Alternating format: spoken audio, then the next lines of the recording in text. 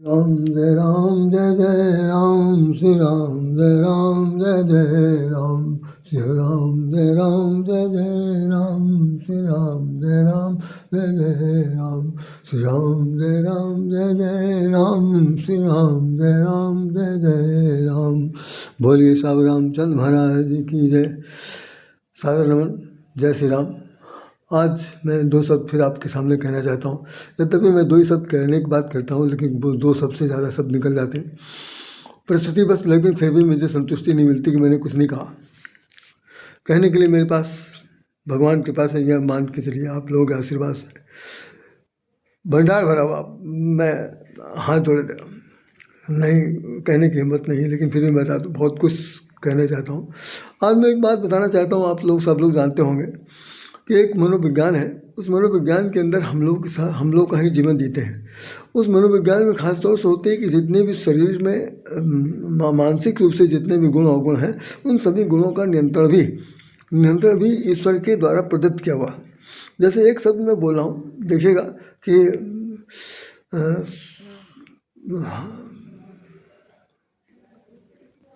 जैसे यद्यपि कहना चाहिए कि ईश्वर प्रदत्त है कि जन्म मरण सुख दुख भोगा, जन्म मरण दुख सुख भोगा, हानि लाभ प्रिय मिलन भी होगा, सो सब जाने भाग विधाता। बस इतनी बात। जन्म मरण तो बिल्कुल अलग ताक पर रख दीजिए, उससे कोई लेना देना नहीं। साथ साथ दुख सुख, इसका कोई रंग नहीं होता। दुखी है व्यक्ति है, क्लांत है, कष्ट में है, पीड़ा में है, तड़फ में है, वेदना में है हर। और साथ साथ ये है कि हानि हो गई है तो उसका कष्ट है, लाभ हो गया है तो उसका भी कहीं ना कहीं पर कोई ना कोई एक भाव सामने आता है। और मिलन हुआ है तो ठीक है, वियोग हो गया है तो ठीक है। वो भगवान जानते हैं, ये तो उन्होंने कह दिया गोस्वामी जी ने। लेकिन सच ये है कि हम लोगों के जीवन में एक बड़ी खास बात होती है कि दो फैक्टर हमारे आपके साथ चल रहे हैं। बड़े गौर से सुनिएगा, बहुत ही गंभीर विषय बोल रहा हूँ मैं। जितनी देर तक बोल पाऊँगा उतनी देर तक ही अभी समय मेरे पास मिल पाएगा।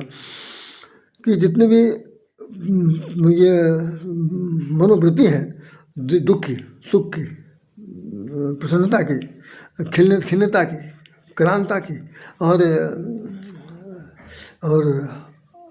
ये कहना चाहिए कि भाई प्रतिकार की, दुत्कार की, ललकार की, सत्कार की, दुत्कार की, सब कुछ जितने भी होते हैं, इन सब चीज़ों के साथ एक कड़ी खास बात ये होती है कि पीढ़ी का एक सामंजस्य स्थापित नहीं हो पाता। हमारी जो पीढ़ी जा रही है, अब आप हमारी शक्ल देख रहे हैं, मेरी उम्र देख रहे हैं, मेरे साथ के जितने भी लोग हैं, जितने भी लोग होंगे, कुछ अपात्र कुछ लोगों को छोड़ करके जितने भी बूढ़े लोग हैं, उन सब लोगों के जीवन में एक बात है कि वो सबको बांध के चलना चाहते हैं, सबके साथ चलना चाहते हैं, सबको लेके चलना चाहते हैं। सबके दुख सुख पीड़ा को, संवेदना को, तड़प को जानने की इच्छा रखते हैं, इच्छुक होते हैं। क्या हो रहा है भैया, क्या हाल चाल है भैया, क्या हाल चाल है, सब ठीक हो। और जो आपकी जो यंग पार्टी है या आधुनिक पार्टी, अधुनातन जुड़ी हुई पार्टी है बच्चों की, या जो नई पीढ़ी के जितने भी समान सदस्य हैं, वो इससे दूर हटना चाहते हैं। वो इस चीज़ को बकवास समझते हैं। हम अब अपना पीड़ा मैं कुछ लोगों को मैं नहीं जानता कि भाई वो बूढ़े लोग हैं और अपने लोगों के साथ उछलते कूदते होंगे, नाचते गाते होंगे, वो कोई हो सकते हैं। मैं बता रहा हूँ 99% लोगों के साथ स्थिति है कि जितने भी नई पीढ़ी के लोग हैं, वो सब लोग बूढ़ों को बहुत ज़्यादा अच्छी नज़र से नहीं देखते हैं। उनके हर कमेंट्स पर टिप्पणी करते हैं, और यहाँ तक ये कह देते हैं कि आप आउट ऑफ डेटेड हैं, आपके अंदर तमीज़ नहीं, आपको जानकारी नहीं, आपको समझते नहीं, आप बुराई बोलते हैं, आप बीच में टांग अड़ाते हैं, आपको जब आता नहीं तो को बोलते हैं, आप चुपचाप बैठे रहा करिए, जब कोई पूछे तो बताया करिए। मैं सिर्फ इस बात को सुन करके यही मैं हैरान हो जाता हूँ कि क्या चीज़, कोई स्क्रिप्ट लिखी जाएगी, कोई आलेख लिखा जाएगा। उस आलेख को मुझे समय के संदर्भ के साथ बोला होगा सुबह से लेकर शाम तक। अगर आप नहीं बोलते हैं तो सुनना पड़ेगा, अगर आपने बोल दिया तो सुनना पड़ेगा, नहीं कुछ कहना चाहते हैं तो भी कहना दिया जाएगा। तो मेरा मतलब सिर्फ यह है कि हमारे मन में तो यह है कि आपके साथ सहानुभूति अर्पित करें। आपके मन में है कि आज के ज़माना पीछे मुड़ के नहीं देखना है, उनका ये मानना है पीछे मुड़ के नहीं देखना है, आगे बढ़िए, आगे बढ़िए, अपना काम निकालिए जितना काम निकल सकता है। ज़्यादा किसी से लल्लो पत्तो मत करिए, ज़्यादा लिपजिप मत करिए, ज़्यादा सबको प्यार से मोहब्बत से न चलिए, अपना काम निकालिए। हम लोगों में क्या है, अरे भाई काम निकालना बहुत बात की, जब काम निकालने वाले तो बहुत ज़्यादा निकृष्ट किस्म के लोग होते हैं। अरे भाई सबको लेके चलना है, मानवता है, मानवीयता है, इंसानियत है, अपनत्व है, बंधुत्व है, उसको हम लोगों ने बचपन में कूट कूट के भरा गया, सीखा है। और अब उस सीखे हुए सत्य को अगर आज की पीढ़ी जो कहती है तुमसे ज़्यादा बेवकूफ़, नालायक, नकारा, बुढ़ा सुड्ढा कोई नहीं है, तो विश्वास मानिए।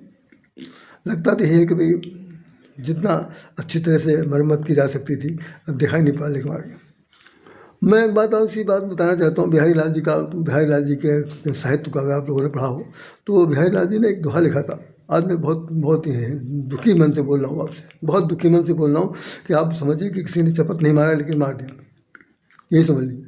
तो उसमें ये बिहारी लाल जी क्या कह रहे हैं कि जो ठूट पेड़ है, ठूट समझते हैं आप, जो पेड़ सूख गए हैं, जो खासतौर से पतझड़ के दिनों में पेड़ सारे सूख जाते हैं, उन पत्तियाँ टहनियाँ सब घट जाती हैं, उसके बाद ठूट दिखाई पड़ता है, उसे ठूट कहते हैं। इसके बाद पत्ती नहीं होती इसमें, उसका नाम ठूट है।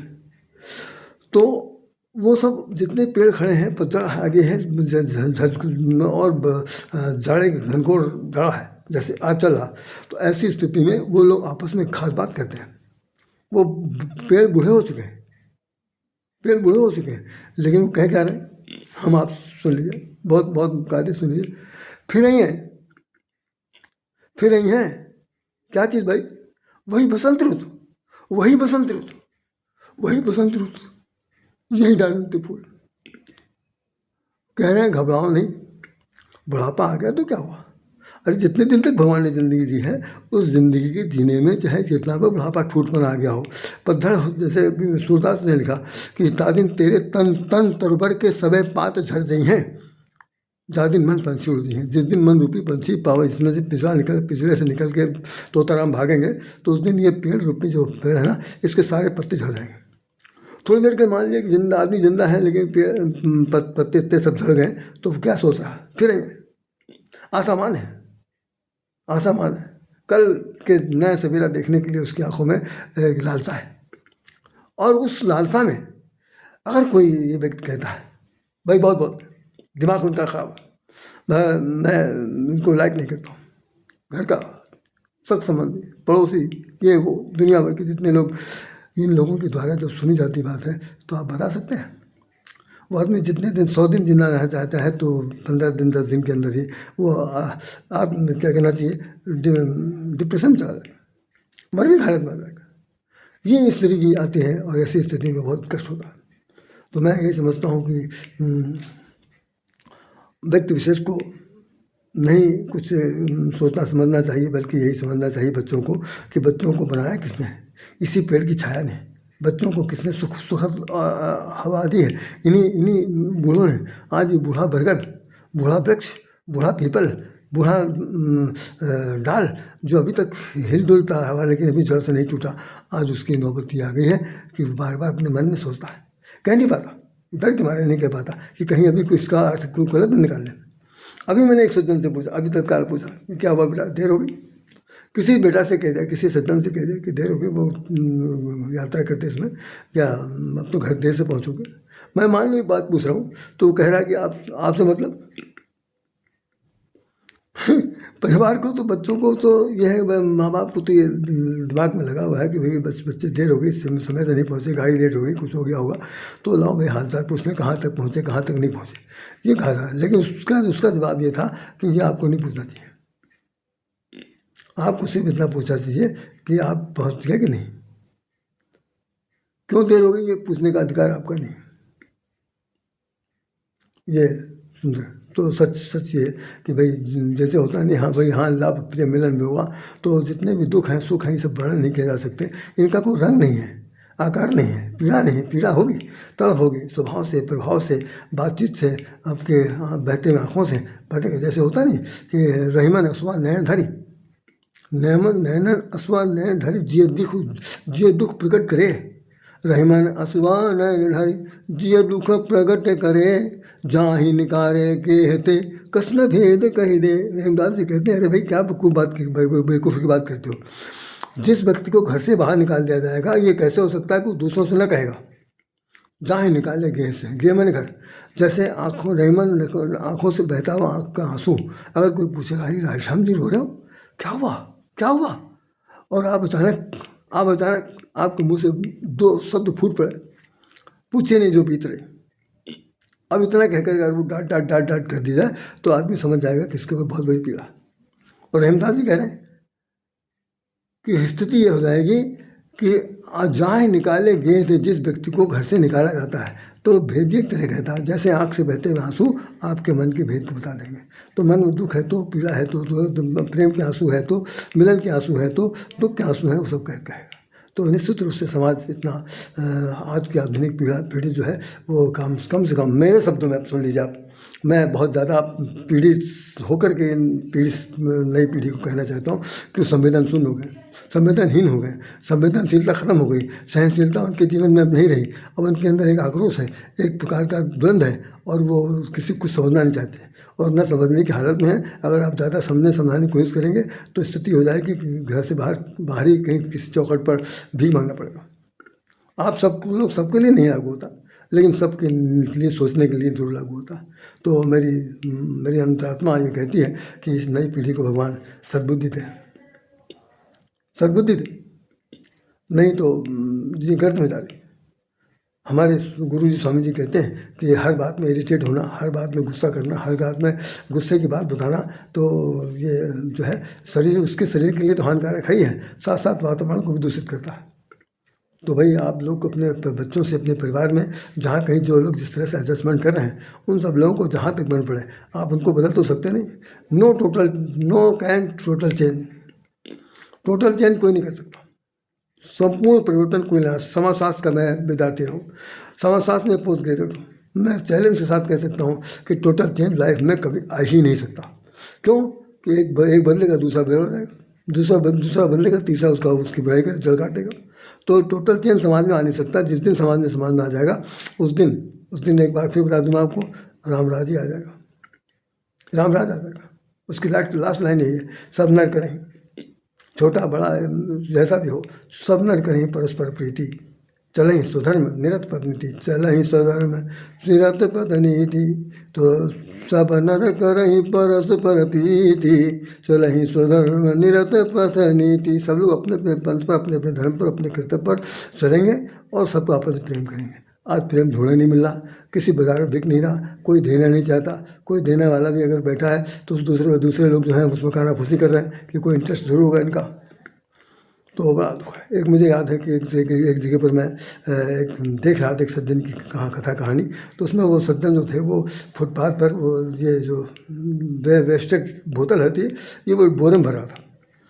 तो वहाँ से एक जवान लड़की निकली, उसने कहा कि बाबा तुम क्या कर रहे हो? तो बाबा कहने कुछ नहीं बेटा, इसको बैठा रहा हूँ। कहने क्या करोगे? वो पत्रकार थी, तो क्या कहने 20 रुपये में बेच दूंगा। तो कहेंगे 20 रुपये में क्या करोगे? कहने से लिया चना खाऊंगा, लिया चना चपाक खाऊंगा, तुम्हारे कोई है? तो ये इतना सुनते ही फूट रोने लगा, कहने लगा मेरे सब पूरा घर बराबर। एक बच्चा डॉक्टर है, एक इंजीनियर है, एक वकील है, एक खेती बाड़ी करता है, पत्नी जो है बच्चों के साथ है, मैं सबसे निष्कृष्ट निकाला हुआ व्यक्ति।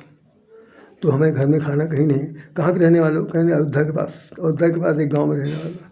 तो हम तुमको उनके घर ले चले। उन्होंने कहा बच्चा यहीं गोली दे के, यहीं गोली खिला के मार डालो, ज़्यादा ठीक है, हम लौट कर ही जाएंगे।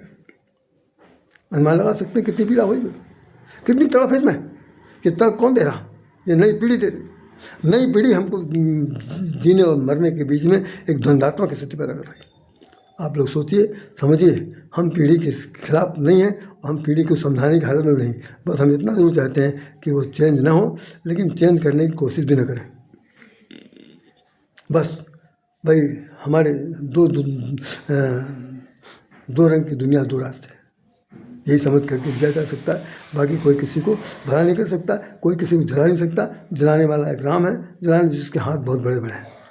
जितने दिन का बताए उतने दिन लग जिएगा। मनो खाना दो, मनो रहने दो। तो मैंने आज बूढ़ों के ऊपर जो दशा है और जो नई पीढ़ी है उन दो तुलनात्मक अध्ययन आपके सामने प्रस्तुत किया। अगर आपको प्रिय लगा हो तो निश्चित रूप से आप मुझे ज़रूर एक बार मेरी बात को हृदय से स्वीकार करते हुए मुझे आशीर्वाद दीजिएगा। अन्यथा तो राम नाम, जय श्री राम। सबको मेरा नमन। राधे श्याम राधे आपको हृदय से प्रणाम करता है। जय श्री राम, जय श्री राम, जय श्री राम।